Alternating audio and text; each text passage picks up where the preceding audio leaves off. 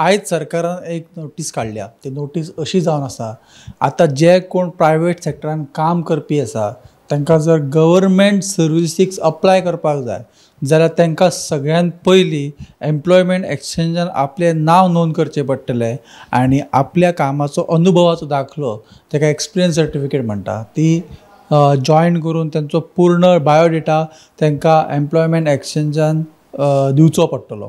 त्याच्या उपरांतूच ते गव्हर्मेंट जॉब्स जे आसा ताका अप्लाय करूं शकता.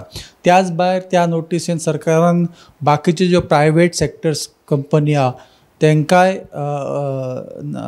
नोटीस दिल्या की त्या सॅक्टरान काम करपी जे टेम्पररी जावं परमनंट बेजीस वर्कर आसतले तांकां त्यांच्या कामाची एक्सपिरियन्स सर्टिफिकेट दिवची, जेणे करून तांकां सगळ्यांक आपली नांवां जी आसा ती एम्प्लॉयमेंट एक्सचेंजान नोंद करूंक मेळटली आनी त्याच्या उपरांतूच तांकां गव्हर्मेंट जॉब्साक अप्लाय करपाक मेळटलें.